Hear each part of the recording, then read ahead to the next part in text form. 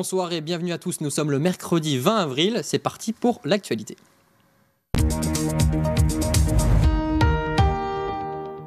Plus de 30%, c'est le score réalisé par Marine Le Pen au premier tour de la présidentielle en Moselle.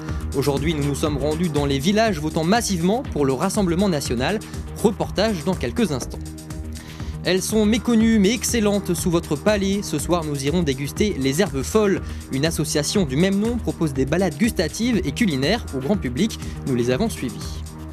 Enfin, depuis ce mercredi et jusqu'à dimanche, l'Italie pose ses valises à Metz. Village de commerçants, expositions, conférences, animations musicales. Les amoureux de la culture et de la gastronomie transalpine seront servis. La météo demain sera encore une belle journée ensoleillée. Les températures fraîches le matin monteront jusqu'à 18 degrés l'après-midi.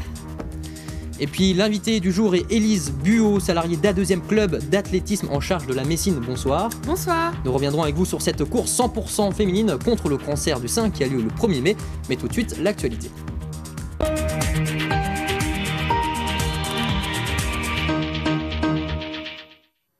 À 4 jours maintenant du second tour de la présidentielle, poursuivons notre tour d'horizon des programmes des candidats. Aujourd'hui, focus sur la question de l'immigration, un sujet qui divise les électeurs. On écoute justement vos réactions à Metz au micro de Fanny Bragard et Anne-Sophie Gross. C'est un sujet compliqué. C'est un peu tendu comme sujet, on est d'accord là-dessus. Je pense que j'ai pas les connaissances nécessaires pour m'exprimer dessus. Et puis je suis pas assez touchée par ce qui se passe.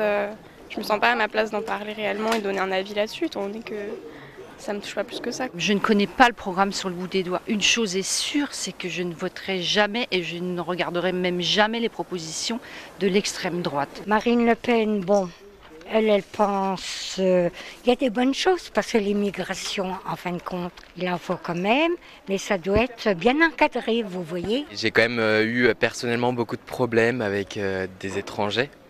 Et donc moi je suis clairement pour le fait de peut-être restreindre l'immigration, mettre des quotas. Ouais, c'est pas pour toutes les immigrations, mais quand c'est ce qui se passe en Ukraine, je suis tout à fait pour accueillir des Ukrainiens, vu ce qui se passe, la guerre, tout ça. C'est bien, il faut aider l'Ukraine, il faut aider les pays en guerre, mais il faut aider tout le monde. Alors dans ces cas-là, mettre tout le monde dans le même panier, c'est tout ce qu'on demande, hein. Être égaux. Je m'y connais pas trop sur ce que Emmanuel Macron dit de l'immigration. Après, je trouve que Marine Le Pen, elle est assez radicale. Elle pourrait être un peu plus ouverte d'esprit parce que, en soi, je pense que c'est pas une mauvaise femme. Elle a quand même des idées qui sont assez intéressantes, mais il faudrait qu'elle s'ouvre un peu plus sur l'immigration. Marine Le Pen n'a pas que l'immigration dans son discours, donc, mais c'est vrai que c'est un problème. Maintenant, je pense que Macron ou d'autres candidats auraient pu en parler un peu plus. Si on part du principe qu'on a beaucoup de personnes en France qui ont déjà du mal à se loger, ont déjà du mal à vivre, pour moi il faudrait peut-être axer la priorité sur les gens-là et non les immigrés qui viennent dans les pays, même si on peut comprendre qu'il y a certains pays qui sont en guerre et qui ont besoin d'être logés. Donc je pense qu'il y a deux partis qui peuvent être pris, mais pour moi on devrait mettre une priorité sur les Français d'abord. Toujours en politique, depuis la présidentielle de 2012, le pavillon du Rassemblement national flotte sur le pays de Sarrebourg. Une tendance qui s'est encore confirmée cette année par le rejet du président sortant et l'attrait grandissant pour le projet de la candidate d'extrême droite. Reportage Ghislain Schumacher. Pour notre première étape, nous nous arrêtons dans le village de Trois-Fontaines, une commune paisible au cœur du pays du cristal et du verre, où près de 40% des électeurs ont plébiscité Marine Le Pen. Selon le maire, cette tendance du vote vers les extrêmes s'explique par les préoccupations actuelles des habitants, le pouvoir d'achat et la désertification des territoires ruraux. Les prix augmentent, l'essence augmente. Dans les villages, c'est les classes moyennes, donc il y a énormément d'aides qui ne sont pas pour les classes moyennes, qui sont en dessous. Et je pense qu'au bout d'un moment, les gens, ils se saturent. Et avec la décentralisation, avec les communautés de communes qui deviennent de plus en plus grandes, il n'y a plus le même contact qu'avant. Nous prenons ensuite la direction de Mittersheim, avec son étang, sa base nautique, mais également ses 43,16% des voix accordées à Marine Le Pen. Dans la boulangerie du village, nous rencontrons l'un de ses électeurs qui a été séduit par le programme de la candidate. Enlever les impôts pour les moins de 30 ans, surtout maintenir la retraite à 60 ans, contrairement aux tous les autres partis qui veulent la remettre à 65. Donc certaines idées qui me conviennent bien, quoi. Les propositions de Marine Le Pen avaient déjà convaincu la population locale en 2017, avec déjà 40% des voix obtenues. Notre dernière étape nous amène à Fénétrange, où Marine Le Pen a devancé Emmanuel Macron de 17% des suffrages lors du premier tour.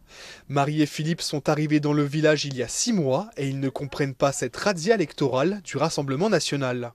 Dans les zones rurales, il n'y a pas trop d'incivilité, il n'y a pas trop au niveau sécurité, ça va. Quant à elle, Wendy ressent bien la frustration de ses clients suite aux 5 années de mandat d'Emmanuel Macron. Elle a même décidé de soutenir Marine Le Pen lors du second tour, malgré son étiquette politique. Je pense qu'elle a une chance, ouais, et puis finalement j'espère quand même parce qu'il faudrait qu'il parte en fait celui-là. On a eu vraiment 5 ans de misère et les gens on dirait ils se réveilleront jamais. Et... Bon ok c'est Le Pen, mais il faut que Macron il passe pas en fait, c'est juste ça le problème. À Fénétrange en 2017, Marine Le Pen l'avait déjà emporté au second tour avec près de 55% des suffrages.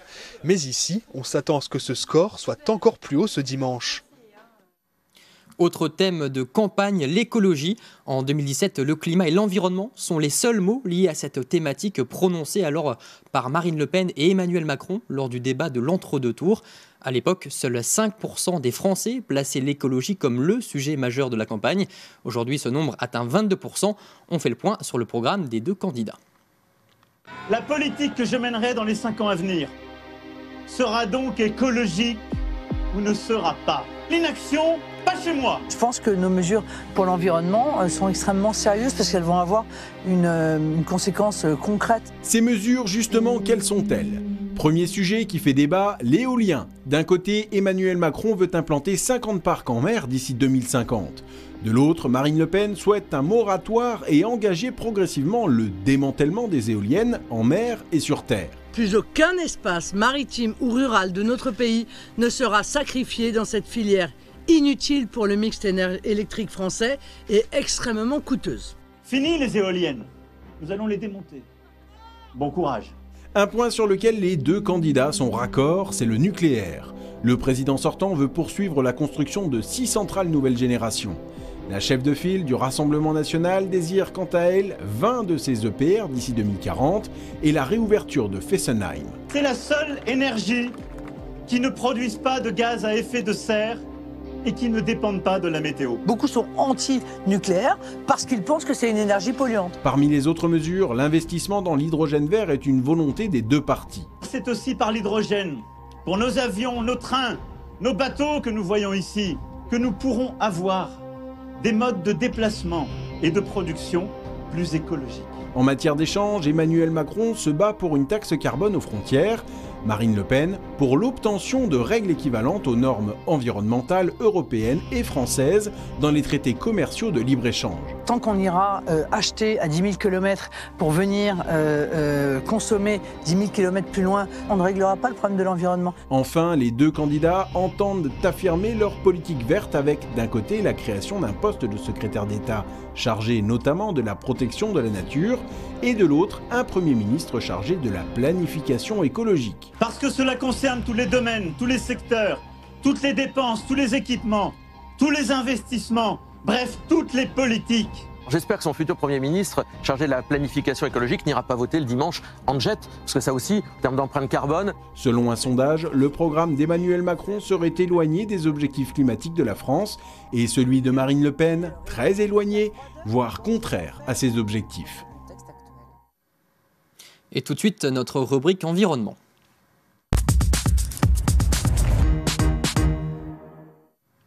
Avez-vous déjà consommé des herbes folles ? Si la cueillette de champignons est répandue, celle-ci l'est un peu moins. Et pourtant, nombre de plantes sauvages sont délicieuses, cuisinées ou dégustées crues. En Moselle, l'association Le Goût des herbes folles propose des balades gustatives et culinaires au grand public. Découverte en forêt avec notre guide Anne-Sophie Gross. Alors là, il faut insister. Parce que si on la première impression... Il y a des gens qui vont dire ça pue, d'ailleurs c'est ça. Un de ses noms populaires est l'ortie-puante, il ne faut pas la retenir. Et il faut vraiment insister, et quand on insiste, on a un goût de champignons. Bravo.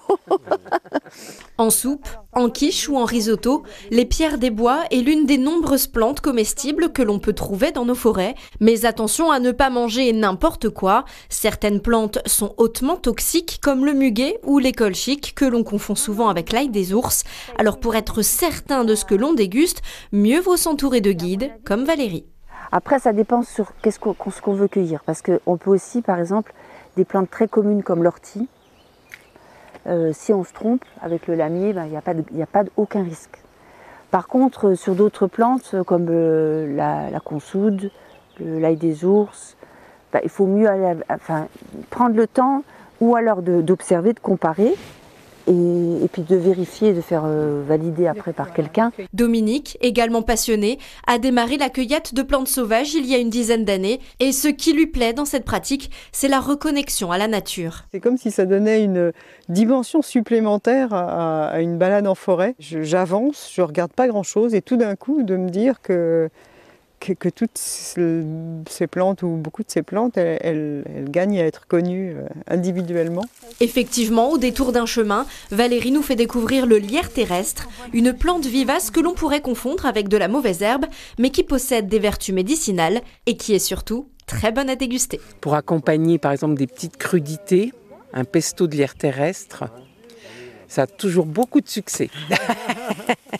Ce qui me plaît, c'est vraiment ce côté de me dire que je pourrais être autonome, complètement autonome, dans le fait de me nourrir avec ce que la nature nous offre. Cueillir les herbes sauvages, tout en respectant le rythme naturel de la forêt, une pratique ancestrale qui semble d'un autre temps, mais qui prend tout son sens à l'aube d'un changement climatique majeur. Coup de chapeau rapidement à l'enseigne Roi des vins de Styrin Vindel. Elle a décroché le prix de la toque d'excellence dans les catégories caviste et épicerie fine. Pour rappel, cette distinction récompense 12 professionnels partout en France.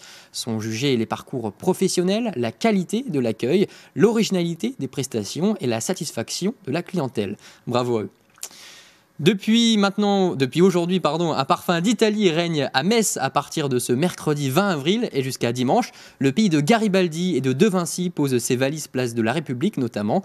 L'opportunité parfaite pour notre journaliste Florian Tonizzo de redécouvrir les spécialités italiennes. Reportage. Pasquale est venu de Sicile pour faire goûter ses produits aux Messins. L'une de ses spécialités, le pecorino. Il est très bon, franchement, comme j'en ai mangé en Italie, excellent. C'est la première fois que je vois effectivement ce genre de stand, c'est très très bien, je trouve que c'est sympa. L'autre spécialité de la maison, le cochon noir. C'est un cochon sauvage qui mange que des graines de châtaigne.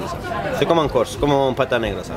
Pasquale fait partie de la vingtaine de commerçants italiens présents sur la place de la République pour cette première édition de Bellissimes. Le village c'est pas mal, ouais, ça on commence pas mal, ouais. Bon, là c'est le premier jour, c'est un peu calme, mais bon quoi. Le week-end il va y avoir plus de monde. Ouais. Juste en face, on retrouve Piero, originaire des Pouilles. Cet artisan a l'habitude de parcourir les foires dans toute la France. C'est toute de notre production. Et la notre spécialité, c'est les artichauts ou les tomates séchées. On a des clients ici et nous sommes contents de venir ici. Sur les autres stands, on retrouve de la pizza évidemment, mais aussi du fromage italien, de l'huile à la truffe d'Alba ou encore du limoncello. Bref, toutes les saveurs qui font la réputation de la gastronomie italienne. C'est vraiment atypique, c'est Italie, c'est chaud. Toute l'Italie. L'Italie, c'est quelque chose de beau. Et pourtant, je suis messine. Ce marché à ciel ouvert met en lumière l'artisanat transalpin grâce au partenariat entre la ville de Metz, la Chambre des commerces italienne de la France à Marseille et le consulat d'Italie à Metz. On avait la volonté de venir sur le Grand Est parce que, je dirais, il y a un terreau italien sur le Grand Est, je dirais une immigration italienne importante, donc on peut compter là-dessus. Et puis c'est une région qu'on a envie de dynamiser avec les produits italiens, sachant qu'il faut savoir que l'Italie c'est quand même les troisième fournisseur de la France, après l'Allemagne et la Chine, et aussi le deuxième client. Donc il y a des choses à faire sur le plan économique à Metz. Sinon, en dehors de la nourriture, parce qu'il n'y a pas que ça dans la vie, Bellissimes propose également des stands de bijoux et une exposition de voitures de collection. Enfin, pour les férus d'histoire, une visite guidée sur l'héritage italien à Metz, de l'époque romaine à nos jours, est proposée ce samedi. Nous décollons d'Italie direction l'Ukraine désormais. La ville de Metz devrait prochainement être jumelée avec une ville bleue et jaune en signe de solidarité. Chenitsi, voilà le nom de l'élu. Elle se situe au sud-ouest de Kiev, à moins de 500 km. La cité est notamment le berceau de l'association Échange Lorraine-Ukraine, fortement mobilisée depuis le début du conflit. Elle dispose également d'un centre universitaire étroitement lié avec plusieurs établissements supérieurs messins. On écoute la réaction de François Grosdidier. Une grande ville qui est à la frontière, pas loin de la frontière de la Roumanie, mais qui a déjà une histoire de 20 ans avec Metz. C'est-à-dire que lors de la chute du régime communiste, beaucoup d'étudiants de cette ville sont venus étudier à l'université de Metz. Et d'ailleurs, certains se sont mariés. Il y a des histoires qui se sont nouées et une collaboration entre universitaires qui a perduré, notamment à Metz avec l'IAE, l'Institut d'administration des entreprises. Donc à partir de ce qui existe déjà, nous avons décidé de jumeler les deux villes, donc Metz et Tchernivtsi, parce qu'il faudra aller bien au-delà de l'émotion et du soutien qui s'est manifesté depuis la déclaration de guerre par la Russie et l'invasion de l'Ukraine. Il va falloir aider ce pays à se reconstruire et un jumelage, une coopération décentralisée, c'est une façon très concrète de pousser les coopérations sur le plan de l'urbanisme, de la culture, du développement universitaire et c'est ce que nous allons entreprendre. Nous parlions d'université juste avant, celle de Lorraine vient d'être labellisée Science avec et pour la société. Ce label est décerné pour 3 ans, il doit permettre de renforcer le déploiement des politiques publiques en faveur du dialogue entre sciences, recherche et société. L'université de Lorraine recevra ainsi une dotation de plus de 300 000 € en 2022. On ouvre une petite page sport direction Thionville. Ce mardi après-midi, de nombreux jeunes se sont affrontés sur les terrains de basket pour la 27e édition du Challenge Batigère. L'occasion surtout de se retrouver autour d'un sport de partage et de vivre ensemble. Reportage sur place avec Lucie Philippot. 3, 2, 1, Le top départ est donné pour cette 27e édition du Challenge Batigère à Thionville. 46 jeunes ont visé la victoire par équipe de 3 au City Stade Côte-des-Roses, un tournoi qui a rassemblé les jeunes du quartier autour de valeurs communes. L'objectif pour Batigère en tant que bailleur citoyen, c'est d'animer les quartiers où nous sommes présents et de favoriser le vivre ensemble. Et dans ce cadre-là, on a choisi le basket pour développer à la fois la culture, le sport, l'écologie, mais surtout la citoyenneté et le vivre ensemble. Le basket est un peu plus sous le feu des projecteurs depuis la médaille d'argent remportée l'été dernier par l'équipe française masculine au JO de Tokyo et à 2 ans de Paris 2024. Pour l'occasion, le SLUC Nancy Basket était présent pour encourager les jeunes. On a tout pour être heureux, il y a du soleil, il y a des enfants, il y a la musique, c'est bonne ambiance, donc ouais, on aime bien. Je suis pas d'ici, mais en tant qu'enfant, je pense que j'aurais aimé être autour de 1 ou 2 professionnels comme nous on est aujourd'hui, quoi. C'est un basket différent, c'est un basket où on peut se retrouver avec des copains, c'est basket en liberté, c'est là où on a des initiatives qu'on n'a pas forcément en club, encadrées par des coachs. Cet événement sportif anime durant 2 mois les quartiers de 10 villes dans le Grand Est. Cette rencontre permet aux plus expérimentés et aux novices de marquer des paniers, mais surtout de se faire plaisir. Pour qu'on puisse s'amuser et apprendre à faire du basket et essayer de gagner. Ouais. S'amuser, jouer, gagner, profiter. Gagner. Vous êtes confiant pour la suite? Non, pas du tout, absolument pas. On vient pour participer, hein. La beauté du sport. Hein. L'équipe qui remporte ce tournoi en plus de 14 ans, c'est l'équipe Les Noirs. Les 2 équipes gagnantes se rendront le 30 avril prochain à Gentilly pour discuter la grande finale sur le parquet des pros du SLUC en amont du match Nancy-Lille. Et on passe tout de suite à l'invité du jour.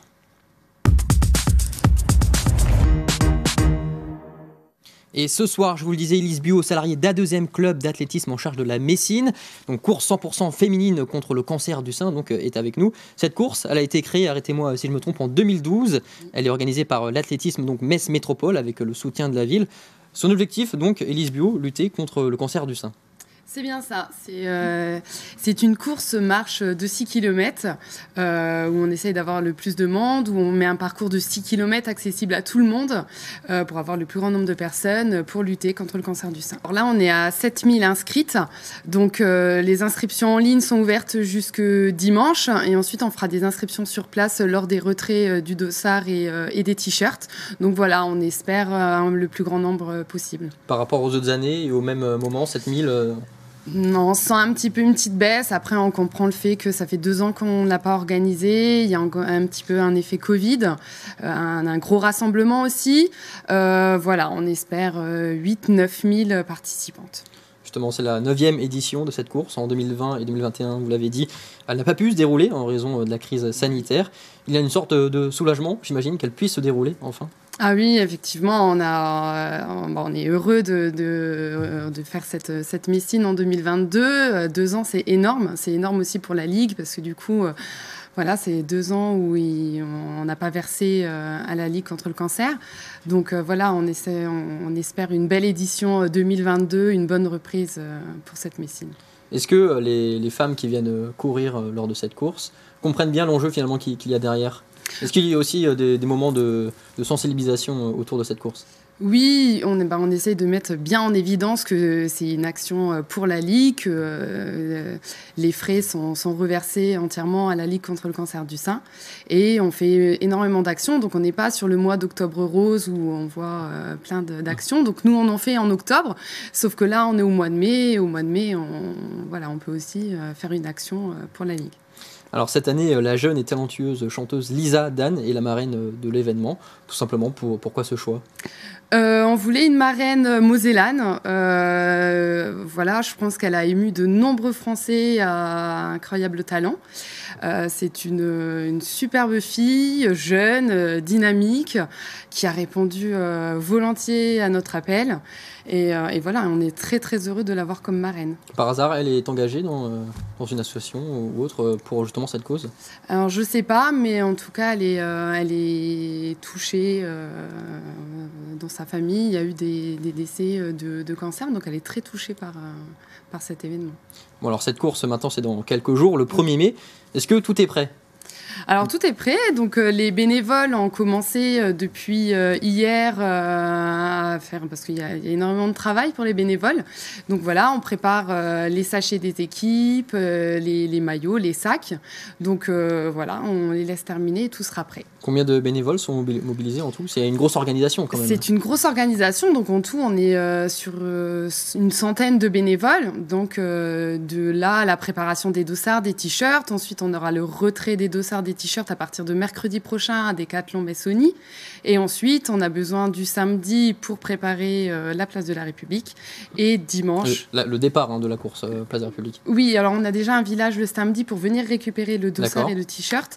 Et ensuite le dimanche, ravitaillement, signaleur et encore du retrait de dossard et t-shirt. Bon, alors il faut bien noter qui peut participer à cette course. C'est une course 100% féminine. 100% féminine, mais bien sûr on invite les hommes à être bénévoles sur cet événement. Et oui, 100% féminine.